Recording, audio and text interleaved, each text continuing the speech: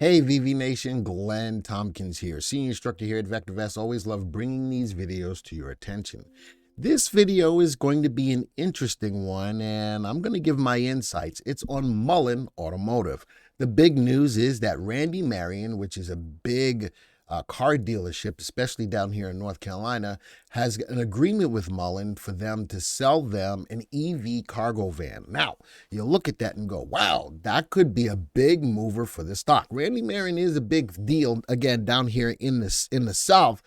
But is it enough to move MULN? You all know that I like the EV space, but the problem is the deliveries. Do these companies have the wherewithal to keep up with the deliveries to match the demand for the EV space?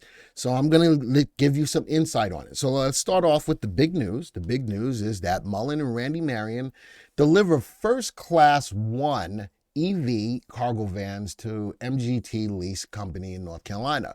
Follow that up with some more news, which could be a good thing, is that MULN and Randy Marion deliver the first class, blah, blah, blah, blah, blah, blah. Forthcoming announcement of additional customer class one van deliveries to follow. The biggest thing that affects me when looking at an EV company is their ability to produce the car, to deliver the vehicle. And that's huge. All right. So let's talk about a little bit more. MULN, look at the financials behind the company. Is it a good company? And remember, Warren Buffett says you don't want to buy stocks, you want to buy companies. So I wanted to dive down into the company. Looking at the most recent December 2022 total revenue, blah, blah, blah. Let's go down to what really catches my attention, the free cash flow. Notice that over the years, it's gotten less and less and less, more and more in the negative. Right now, they're at a negative 126.95 million. Operating cash flow in the negative, also increasing over the last years. Investing cash flow getting worse and worse. Man, as a company, do you feel comfortable buying a company like this or buying a stock in a company like this, even with the news of Randy Marion coming on board and getting those orders in? All right. So I'm looking at that and I'm saying to myself, well, that is a negative. And again, there's a lot of EV companies out there. So do I want to put MULN on my list as possible candidates? Let's go look at this one. MULN Automotive stock climbs after electric last mile bankruptcy deal. So now this is another thing that's adding to the negative side of the money, in that they bought a company for $92 million. That was an outlay of cash. Now, as this news comes, is this news able to overcome the deficit of, in this one particular point, of buying into a company that was about to go out of business? All right, let's think about that as well. I wanted to now talk about the delivery side of it. All right. So we looked at the company news, we looked at the financials, and now let's talk about the ability to supply the vehicles into the market. Big boy out there, Tesla. Tesla tests buy point after Q1 deliveries. Analysts see more price cuts. So we all know that Tesla is the big boy out there that everybody's going after. They went into Shanghai. They came over here and they dropped the prices enough to try to get more people buying into the vehicle to bolster up the company stock price. We'll see how that works out. So far, so good. We'll see. How about NIO? NIO deliveries climbed 174%.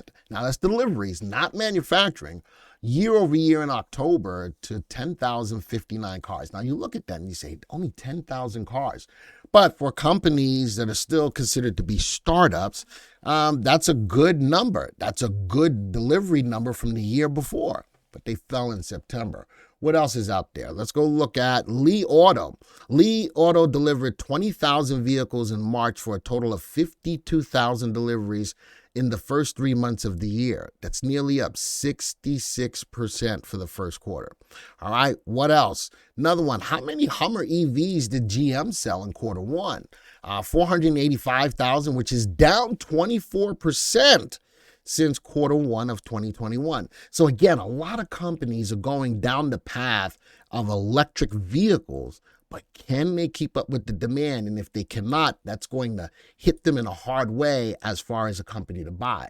All right, now, the last thing that really catches my attention is the low price on MULN.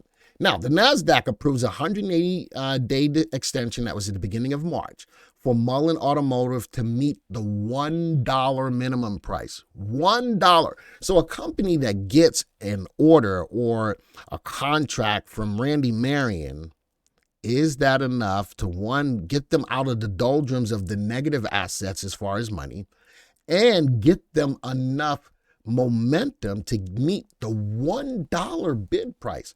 Man, that's a lot of business for a sub-penny stock, in this case, 13 cents. That's a tough pill to swallow, even with the news. So now, is this news-driven information going to drive the stock's price higher, or is all of this noise? Now, it also makes me sit back and think a little bit. Did Randy Marion make the right choice in the company to use for their EV cargo van? That's another thing in itself. Randy Marion, did you do your homework? And it must have been something that they saw in MULN to make them gravitate towards there, or I doubt very seriously if MULN was the only company that was out there for them to look at, or did Randy Marion just strictly go to MULN because they liked, I don't know. But now you have to question, did Randy Marion make the right choice? All right, let's get into the software, pull up the stock. As we look at the stock, today it's trading at 11, still it's at 11 cents, so it's even lower than the news came out, than what the price was when the news came out. It's down 15%, almost 15% today. So as I still look at the news, fundamentally, the stock is not sound. The stock is not in an uptrend, and the VST on the stock is horrible. The CI is even more horrible. Earnings growth rate is only at 1%, earnings per share negative. Company doesn't pay any dividends. Let's go see what the sales is. Sales growth, -1. How are you going to provide vehicles? Man, I think this sort of really confounds me. Negative earnings, negative earnings, negative sales, a lot of volume. I guess the news is driving the volume. Good Lord, that's a lot of volume on an 11-cent stock. Good, googly muggly. I don't like it. I don't think the news is enough to push the stock's price higher. Let's go view the stock graph. And I know it's a hot topic. I checked it. It's a hot topic. A lot of people want to know about it. Intraday, that's what's going on since the 9:30 minute today.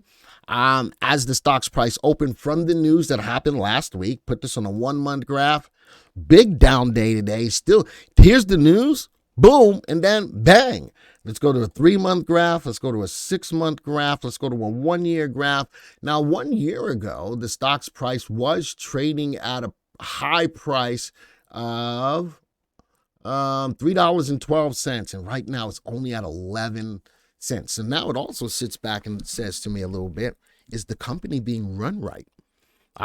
It's in a hot space, a lukewarm space right now. It gets hot to lukewarm, hot to lukewarm. It's in I'm going to call it a lukewarm space right now, and not one of the best performers. So if I had to look at this space, right, I'm going to right-click and view the stocks in the whole group, in the whole industry group. You would think Tesla would be on the top. Let's go see. And it is. Tesla is right at the top. There's 55 stocks in this space. There's a lot of other companies that are better poised to make you money than MULN. If I go down the list, though, where is MULN? Nikola is in here, GoEv, a lot of Lucid. These are companies, NEO. These are companies that we all know about in this space, but look at where they fall in this space. Towards the bottom of the list of the 55 stocks. And where is MULN? Dead last. Out of dead last.